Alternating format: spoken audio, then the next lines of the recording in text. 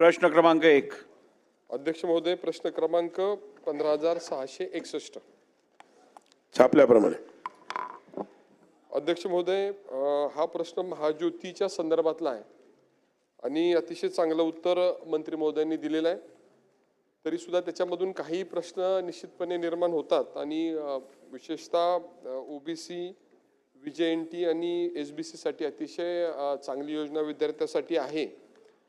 आणि त्या संदर्भातल्या जो प्रश्न दिलेला आहे त्यातून काही प्रश्न निश्चितपणे जे तयार होतात त्यापैकी माझा पहिला प्रश्न असा आहे की याच्यामध्ये उत्तरात सांगितलेलं आहे की काही अभ्यासक्रम आपण ऑनलाईन आणि काही अभ्यासक्रम ऑफलाईन असे करणार आहे. तर याची वर्गवारी आपण केलेली आहे का? म्हणजे कोणते ऑनलाईन आपण अभ्यासक्रम घेणार आणि कोणते ऑफलाईन घेणार याची वर्गवारी केली का? हा माझा पहिला प्रश्न आहे. दुसरा प्रश्न माझा असा आहे की याच्यामध्ये टॅब आणि डेटा वगैरे देणार आणि त्यासाठी वेगळी तरतूद केलेली आहे का?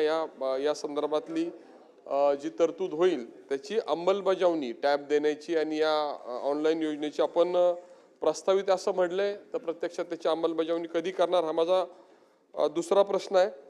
आणि माझा पुढचा प्रश्न असा आहे की आपण जिल्हानिहाय प्रशिक्षण केंद्र सुरू करण्याची मागणी आहे, ते आपण करणार का? आणि या योजनेसंदर्भामध्ये काही प्रशिक्षण संस्थांनी बोगस बिलं काढल्याच्या तक्रारी विधिमंडळात आणि बाहेरही झाल्या, तर अशा काही तक्रारीमध्ये तथ्य आढळलेलं आहे का? त्याची चौकशी झालेली आहे का? आणि जर तथ्य आढळलं असेल तर आपण त्याच्या संदर्भात काय कारवाई करणार? आणि माझा शेवटचा प्रश्न आहे की उत्तरामध्ये 300 कोटी रुपयाची तरतूद केलेली असं म्हटलेलं आहे आणि मला माझ्या माहितीप्रमाणे या अधिवेशनामध्ये सुद्धा जादाची तरतूद झालेली आहे.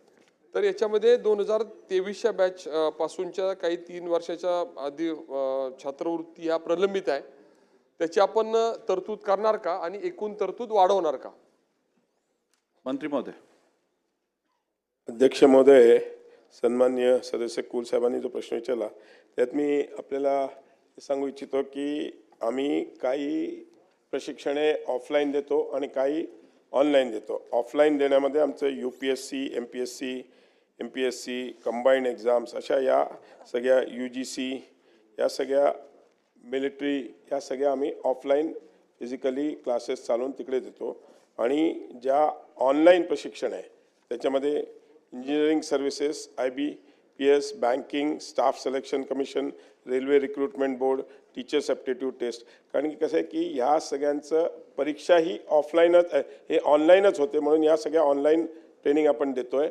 आणि ज्या फिजिकली ट्रेनिंग द्यायच्यात त्या UPSC, MPSC आणि या सगळ्या यांना 6 कोर्सेस आपण म्हणजे टोटल 11 कोर्सेस आमच्या माध्यमातून होतात. त्याच्यातले 6 कोर्सेस हे आपण ऑफलाईन घेतो आणि 5 कोर्सेस हे ऑनलाईन घेतो. या ऑनलाईन घेण्यामागचा उद्देश असा आहे की अनेक दिवसापासून अनेक विद्यार्थ्यांचं, अनेक ग्रामीण भागातील काही यांचं की आम्हाला त्याला येणं परवडत नाही किंवा येऊन राहणं शहरी भागात, तर त्याच्यासाठी आणि आपण त्यासाठी टॅब त्यांना प्रत्येक विद्यार्थ्याला देतो आहे.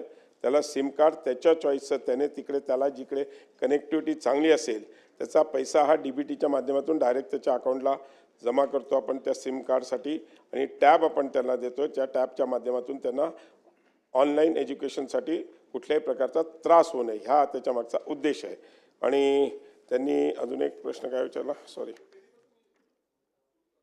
हे ऑलरेडी ऑनलाईन परीक्षा आपण हे दिलेलं आहे. या वर्षापासून आपण यावेळेसच्या बॅचेसच्या नवीन बॅचेस सुरू होतील त्या सगळ्या ऑनलाईन. आणि ह्याच्यासाठी मागणी अनेक वेळी आली होती. मागच्या अधिवेशनामध्ये विधान परिषदमध्ये सदस्यांनी पण त्याची मागणी केली होती की आपण हे ग्रामीण भागातल्या यांना शहरामध्ये येऊन कोर्स करता येत नाही, त्याकरता त्यांना ऑनलाईन प्रशिक्षण देण्यात यावं. आणि म्हणून त्यावेळेस प्रवीण दरेकर साहेब, प्रसाद लाड आणि परिणव फुके यांनी त्यावेळेस मागणी केली होती. आणि त्याच्यामुळे आपण ते म्हणजे आपण ऑलरेडी विचार करत होतो, त्याच्यामुळे आतापासून ते आपण इम्प्लिमेंट करतोय की ऑनलाईन घेतली जाईल ती. ठीक आहे.